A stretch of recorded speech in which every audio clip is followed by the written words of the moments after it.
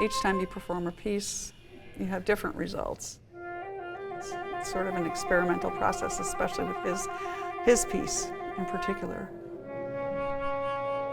She did take the sound of the flute and have influence from that in the visual. There were definite influences directly from the performer into the visual part.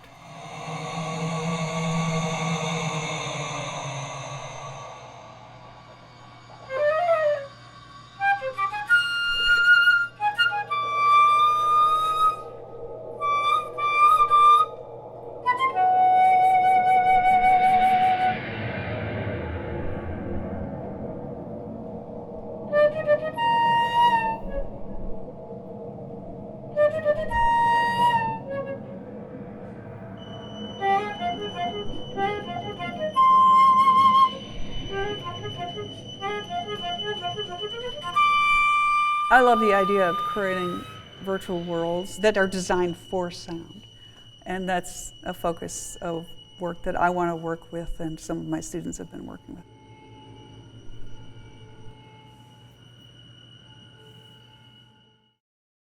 This is the live electronic music class, and we're going to perform an improvisation that was composed by everyone. And Kieran is going to tell you about the technology.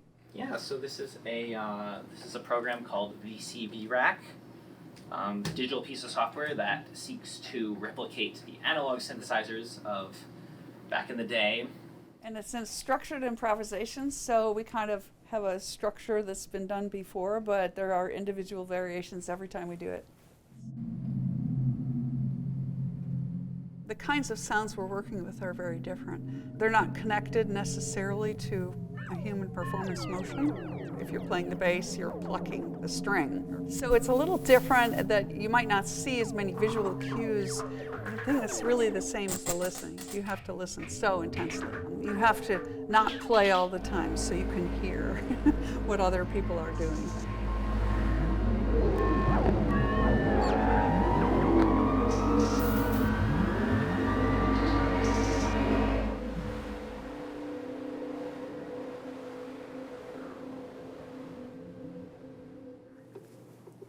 I think that was a pretty good performance. Someone else want to play piano for Carl to Yeah, real quick. I don't know. He's a pianist. So this piece is based on a series of paintings by the Dutch painter Piet Mondrian, who's a very famous kind of early modernist painter. So what I did was take the data of the proportions of those pictures and strictly sonify it, so turned images into sound.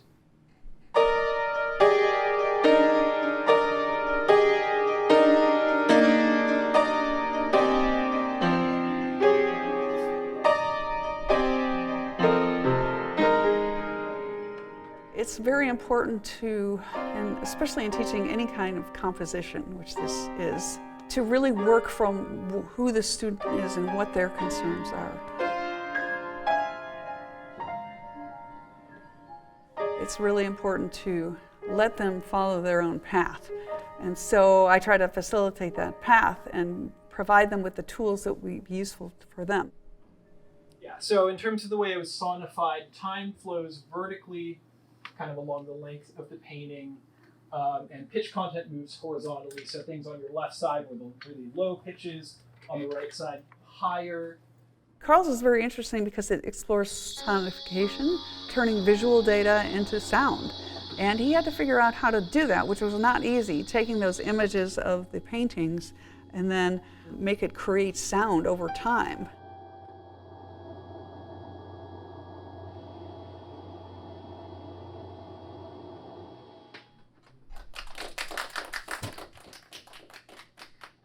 Okay, it's a piece for guitar, and this time he's using pure data, which is a language kind of like Max MSP to do interactive music.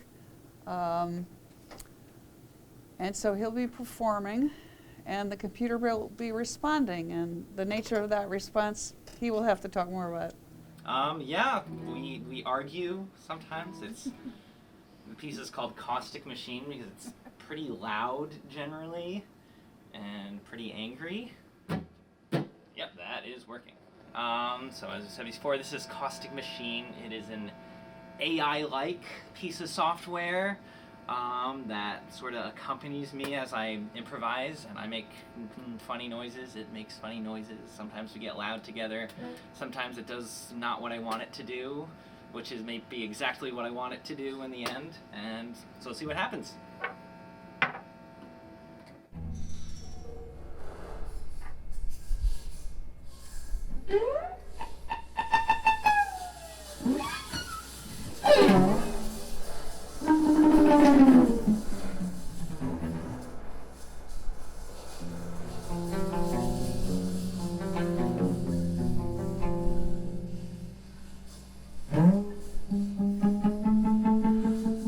It really opens up your listening to study electronic music.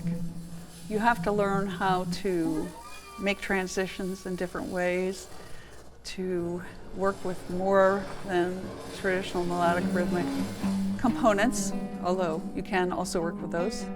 So I think it's extremely good for your compositional skills. It will help them as a composer for sure.